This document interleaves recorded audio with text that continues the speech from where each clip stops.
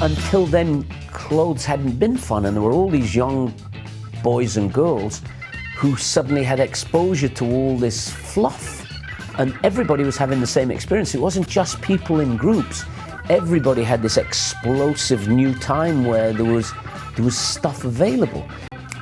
One television show on a Friday night, and suddenly I was a household name. That's what television did and does.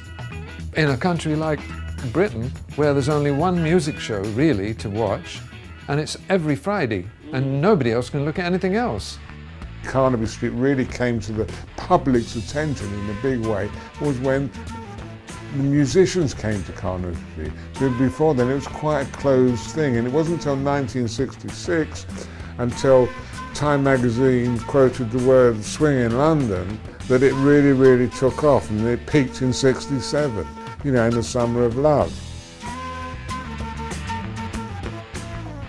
I mean, every major band whose office was in Carnaby Street or around Carnaby Street. You had Brian Epstein round in Argyle Street, you had the Rolling Stones office, you had the Kinks office in Kingsley Street, you had Don Arden and the Small Faces there, you had the Who's office round the corner in Beach Street, and they all fed off of each other, and they all were on Ready Steady Go, went to the marquee, top of the pops, and got clothes in Carnaby Street. It was part of the course. And of course, if you were a band, you would be in the papers. So Carnaby Street fed the musicians, and the musicians fed Carnaby Street. I think certainly the music came first, because even when the Beatles arrived on the scene, fashion was only just beginning to change.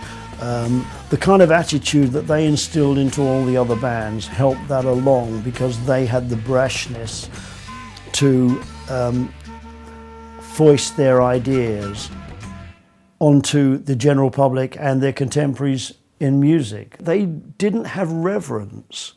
They refused to be cowed by the media. It was the first time everything had been turned about face. The media was used to controlling artists who would say yes sir, no sir, and they'd answer very politely. The Beatles had this corporate humour and a corporate identity. If you attacked one, you attacked them all. And there was this great defence, and they would attack from behind this defence and control what was happening. They would use their jokes to turn everything against the media. The media didn't quite know how to react to that. They weren't as witty as the Beatles, so they no longer had the upper hand, and everyone learnt from them. Ringo, is Ringo your real name, or is it a nickname? It's a nickname. What's your real name? Richard.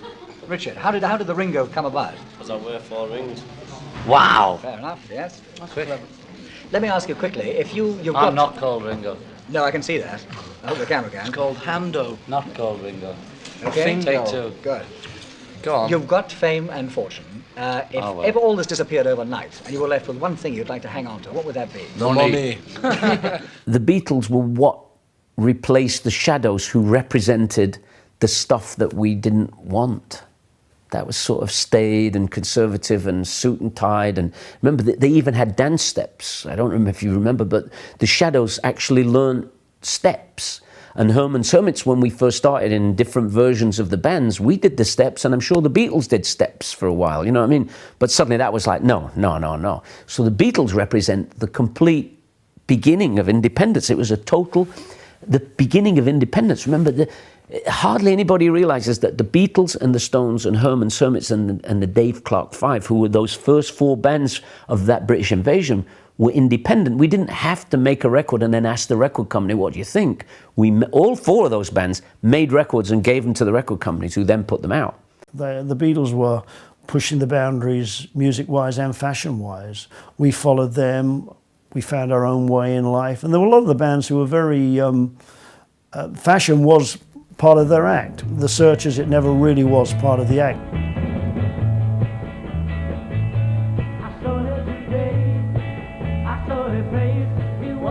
I love, and I knew I had to run away and get down on my knees and pray that they'd go away, but still they begin. Needles and pins because of all my pride. The tears I gotta hide. The Beatles, as soon as they could get out of their suits and into just anything that they felt like, they did it. And then when they went mad in fashion, that's when it really took off. When they were buying their clothes at Granny Takes a Trip and all those other boutiques, and really going into the flower power thing heavy. They were leading the way there, and the revolution took off at kind of double speed at that time. It had been a very quiet revolution up to that point. A flowered shirt, a pair of bell bottoms, some long hair. Then it just began to get really outrageous. That's when the fun started. Fashion was everywhere. It was. You knew, like you'd show up for Ready Steady Go in London in your suit that you'd just worn on the British tour, and the Who would have a Union Jack jacket, and you go, shit, I wish I'd thought of that. So the fashion was obviously part of the thing. And then the Kinks would come on the stage over there, and they'd have these amazing Edwardian suits, like no one had, whoa, we got to get those. You know what I mean? It was so, obviously it was a big part of it. And remember, the Beatles were the cool people. They were the cool. Whatever they were doing, everyone was trying to do what they were doing. We were incredibly accessible, which you could be then. Now it's not so easy for bands that become famous. It really isn't so easy, and it's a lot nastier world. There was an innocence about it. There was a whole naivety and innocence about it. It was wonderful.